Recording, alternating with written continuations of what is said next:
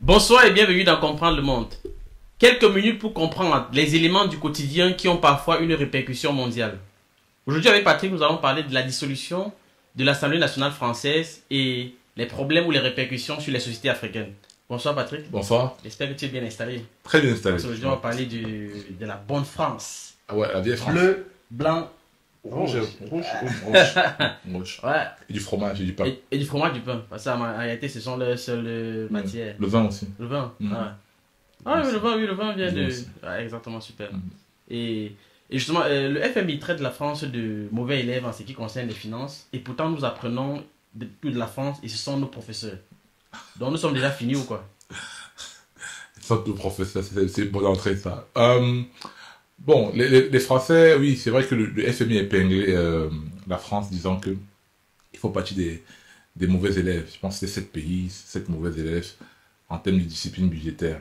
Et il y a même un économiste renommé qui a dit que le FMI pourrait bien arriver à Paris et faire ce qu'ils font en Afrique, en France. Bon, je pense, je pense que ça devrait aller. Parce que, en fait, oui, la France a beaucoup de problèmes de déficit budgétaire à cause de sa politique sociale.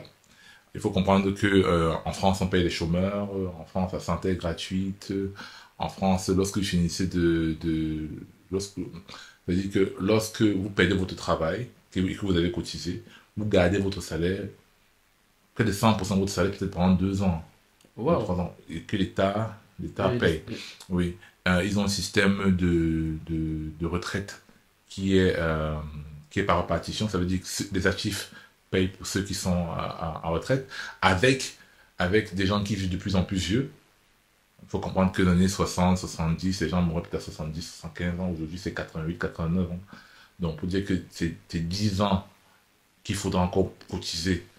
C'est-à-dire que, ce qui se passe, c'est que si vous n'avez pas assez de gens qui travaillent, ce qui se passe, c'est que vous n'avez pas assez d'argent pour payer les retraites. Les retraités. Vous n'avez pas assez d'argent pour payer les retraités. Et c'est un gros problème. Ça veut dire que ça veut le prélèvement de l'impôt sur le revenu des travailleurs qu'on paye les retraités. On paye les retraités. C'est ça qu'on appelle retraite par répartition. La retraite par répartition.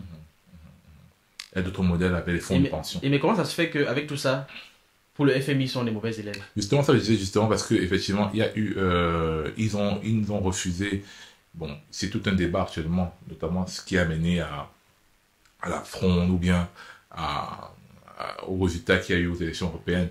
C'est-à-dire que tu as notamment le fait que en France, l'âge de départ à la retraite a été maintenu. Bon, il y a une discussion, est-ce que c'est 60 ans, est-ce qu'il faut aller à 64 ans? Je pense que les macronistes ont essayé de pousser ça à 64 ans, mais les 62 ans, les gens essaient d'aller encore beaucoup plus loin, 64 ans, 65 ans. Parce que plus les gens vont en retraite tard, moins il faut dépenser. Il faut que l'État emprunte pour alimenter les frais de retraite. Parce que les retraites, ça creuse vraiment le déficit. Donc tous les Français que je vois souvent dans les EHPAD, dans les... Oui, ils sont payés. Oui, ils sont payés. Ceux qui ont cotisé. Ceux qui ont cotisé. Ceux qui ont cotisé sont payés. Et maintenant, ceux qui n'ont pas cotisé peuvent avoir droit, ce qu'ils appellent le RSA. Et maintenant, le suivi, parce que quand ils sont dans les EHPAD, ils sont suivis et accompagnés par un personnel médical et peut-être par autre chose. Est-ce que ceux-là dépendent de l'État, du moins ils sont payés par l'État? Bon, pour l'EHPAD, je ne suis pas un spécialiste de ça, mais il faut en voir quelles sont les relations entre les EHPAD et tout ce qui est sécurité sociale. Ah, okay. Donc, il faudrait voir quelles sont les relations. Mais ce qui est sûr, c'est que la retraite des gens dépend des cotisations que tu as eu à verser le long de ta période active. Donc c'est en gros ça. Donc maintenant, pour arriver aux élections et l'annulation et la dissolution de l'Assemblée nationale. Donc, ce sont des questions comme celle-là, la question du déficit budgétaire qui ne fait que creuser, c'est-à-dire qu'ils sont arrivés à 5,5% au lieu des 4,9% qu'ils avaient promis. La dette qui a augmenté de 154 milliards, etc. Bref, ça sont les détails techniques. Et il y a ces éléments budgétaires. Alors, ensuite, tu as la question de la sécurité. Avec aujourd'hui, dans ces pays en Europe, il y a un lien déjà qui est fait entre l'immigration et la sécurité. C'est-à-dire que ce sont les immigrés qui créent Qui crée, l'insécurité. yes. Ça commence à être dit là-bas chez eux. Et donc, il y a ça. Ce sont vraiment les deux questions qui ont amené à ce que les extrêmes droites, ce qu'on appelle les extrêmes droites, c'est-à-dire les partis, on pourra dire identitaires, bien sûr, ils pourront dire eux, de préférence nationale, ont eu à dominer les élections européennes. Donc, ça a entraîné que Macron, sachant que bon, dans l'Assemblée, il devait avoir de moins en moins de poids, donc c'est-à-dire capacité à faire voter les lois, parce que c'est comme ça se passe. Vous proposez les lois et ça se vote à l'Assemblée. Et si vous avez un groupe qui commence à être de plus en plus puissant, il sera difficile pour vous de mener votre politique. Donc, il a voulu maintenant dissoudre l'Assemblée, même quand je n'ai pas compris pourquoi, alors qu'il pouvait toujours continuer de travailler, mais dissoudre l'Assemblée, essayer d'avoir une majorité à l'Assemblée pour continuer à appliquer sa politique. Donc, c'est pour ça qu'il a dissous l'Assemblée. Même comme ça a créé beaucoup d'étonnement chez certains. D'autres savaient que ça allait arriver, etc. Mais bon, c'est ça. Donc, c'est grosso modo tout de ces questions. La question du déficit qui est liée en France, la retraite et le nombre de fonctionnaires, c'est-à-dire que la France a une fonction publique qui est obèse. Voilà. Quand tu as dit obésité, j'ai pensé directement à quelqu'un, mais bon, c'est pas grave. Il n'y a rien qui est dans le gouvernement. Mais c'est pas grave. Maintenant, est-ce que c'est possible pour notre État, par exemple, de dissoudre aussi l'Assemblée nationale? Pour quelle raison? Ouais, ça va peut-être pour le fun. Ah, ok. Ok. Mais, bon, oui, s'ils veulent le faire, mais à quoi c'est vrai? Ils ont la majorité. Ils ont la majorité. Ils ont une majorité écrasante. Ils font ce qu'ils veulent à l'Assemblée. Ils font ce qu'ils veulent à l'Assemblée. Tout passe comme une lettre à la poste. Mais la réalité, c'est que ça, c'est un problème aussi, tu vois. Lorsqu'il y a la majorité aussi écrasante, ça fait que le rôle des parlementaires est dilué. Vu que c'est la majorité, vous êtes la majorité, il n'y a pas de discussion. Vu que vous allez voter ce qui arrive sur ce qui a été dit. Donc ça veut dire qu'en fait, ça dissout le rôle des députés et ça dissout aussi le rôle de l'Assemblée nationale.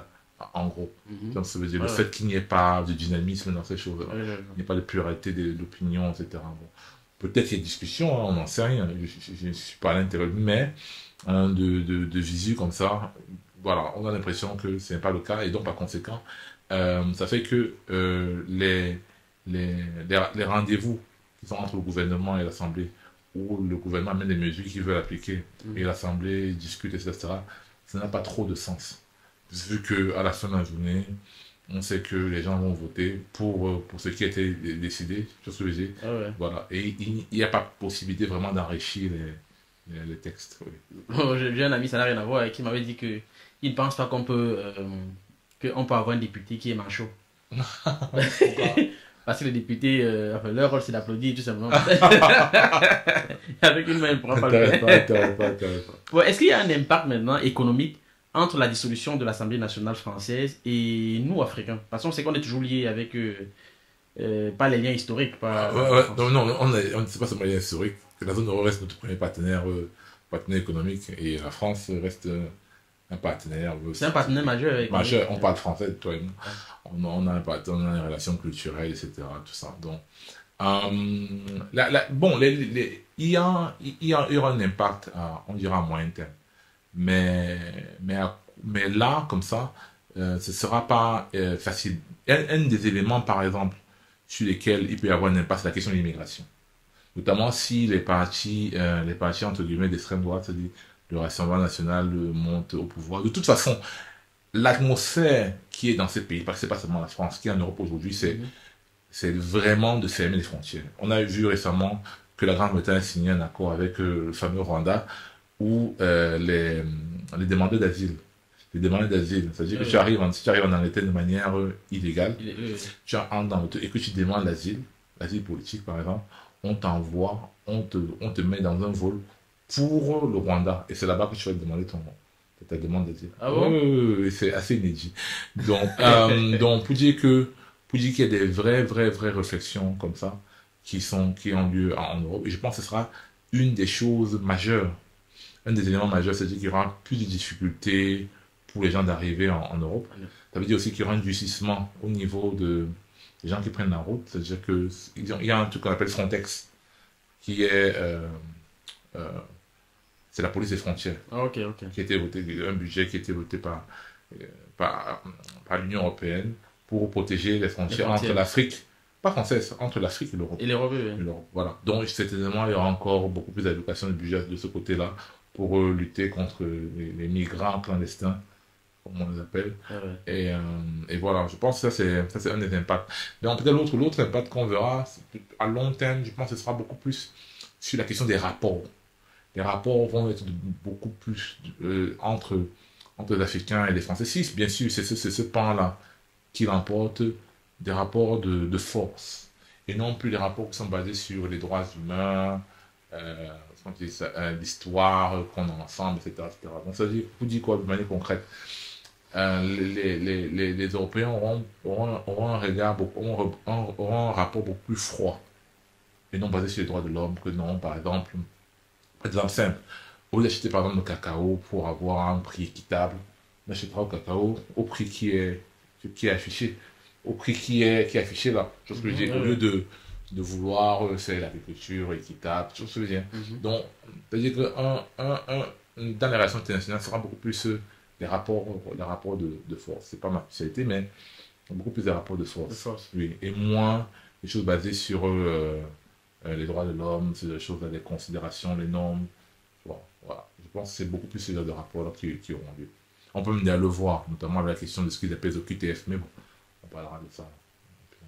Ok, en 2023, on a eu 56,3 millions d'euros de refus de visa africains. Oui. Là, on était en 2023. Oui. Et on n'avait pas encore la dissolution de l'Assemblée nationale, bon, ce qui a été fait en 2024. Oui. Et là, on ne parle même pas des gens qui partent clandestinement. Ça veut dire qu'il y a tellement d'Africains qui veulent aller en Europe. Oui. Est-ce qu'avec cette dissolution, tout à l'heure tu parlais de la montée de l'extrême droite, est-ce que si l'extrême droite monte au pouvoir, les refus de visa seront davantage élevés? Oui, bien sûr, ce sera. Je pense que, par exemple, le programme de Rassemblement national, ils ont ce qu'ils appellent solde migratoire. C'est-à-dire que la différence entre les gens qui partent et les gens qui quittent la France, les étrangers qui quittent la France, les gens qui arrivent. Actuellement, je pense que le solde, c'est, on dit, les gens disent 400 000. Ils disent 400 000.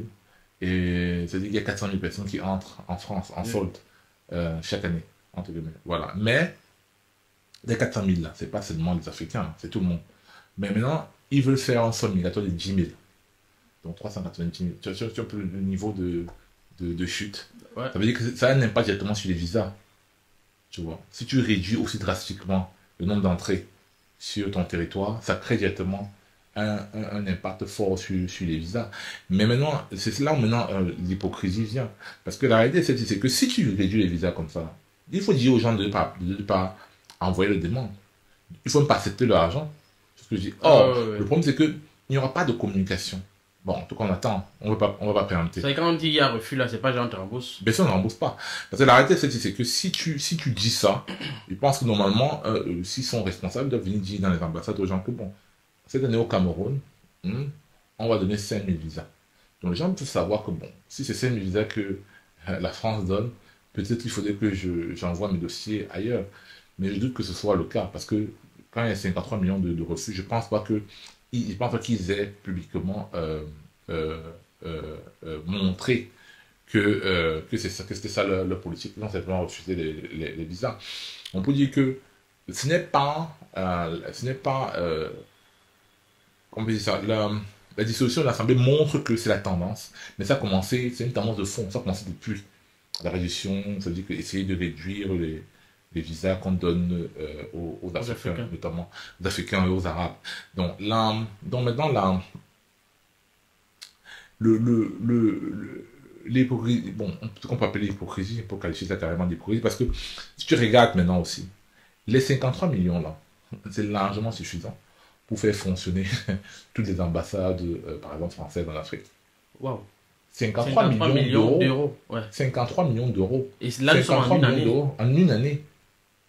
Il y a l'argent de quoi boucler tous les budgets, payer tous les gens de toutes les stations, c'est-à-dire que tous les militaires stationnés, payer pour tout le monde, les frais d'ambassade, tout.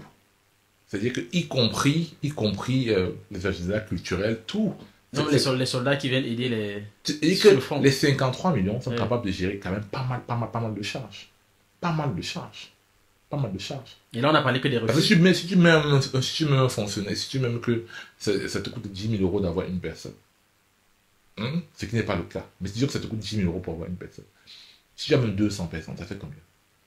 Ça fait 2 millions d'euros seulement. Tu vois. Donc, il faut dire que ça gère beaucoup de charges. Ce n'est pas un argent qui ne sert à rien. Tu vois. Et je pense que c'est bien de parler des choses comme ça. Ça permet que les Africains voient quel est le pouvoir de leur argent, de l'argent qu'ils mettent, qu'ils Peut-être ça remettent. permettra, c'est qu'ils essayent de mettre ça ailleurs. Espérons. Mais bon, je pense que c'est légitime aussi pour eux, hein, parce qu'à la fin de la journée, ils n'ont pas un devoir de donner des visas aux Africains. Ils n'ont pas un devoir de donner des C'est visas aux pas une Africains. obligation. Non, c'est pas une obligation. C'est à nous de réagir. Tu vois, je me souviens par exemple que des pays comme Nigeria à l'époque pratiquaient quelque chose, notamment en termes d'immigration qualifiée. Si tu envoies, par exemple, un directeur général au Nigeria de ton pays, un Nigérien doit aussi quitter de ton pays et le directeur général dans ton pays. Ah bon? Oui, c'est ça qu'ils appliquaient. Tu vois, avoir un poste qui soit sensiblement pareil Ouais, ouais, dans ouais. le pays. Donc, pour dire que c'est à nous aussi d'avoir des politiques qui soient intéressantes. Maintenant, pour avoir ces politiques-là, il faudrait aussi qu'on ait, comme on disait encore, les politiques économiques qui vont avec, savoir développer notre truc, donner l'espoir aux jeunes, etc., etc. Waouh. Bon, là, on a fait le tour sur la question. À part si tu voulais ajouter quelque chose. Donc, non, je pense que, oui, la question de dissolution de l'Assemblée française, c'est une question qui est importante. Et aujourd'hui, on va voir que, on voit la fragilité de l'État. On voit que ce n'est pas seulement nos États qui sont fragiles. On voit que là-bas aussi, les choses sont remises en jeu, les gens paniquent, les marchés paniquent, la BNP Paribas a quitté les premières capitalisations bancaires d'Europe pour devenir deuxième derrière Santander, pour dire qu'il y a des vrais mouvements de fond. Des mouvements de fond parce que le peuple n'est pas serein quant à son avenir, quant à ses espérances. Donc, pour dire que la situation dans laquelle nous sommes, ce n'est pas une fatalité, il faudrait aussi que nous aussi, on mette en œuvre certaines, entre guillemets, des mesures pour permettre à ce qu'on puisse nous aussi avancer. Oh, merci. Merci. Et là, je pense qu'on va laisser le soin à ceux qui nous regardent de compléter si jamais ils ont des choses à ajouter pour ceux qui vont lire en commentaire. Parce que on a bouclé l'émission. D'accord. Ok, merci de nous avoir suivis jusqu'ici. Et n'oubliez pas de partager, de commenter, de liker. Et surtout, portez-vous bien jusqu'à la prochaine production. Merci, ciao.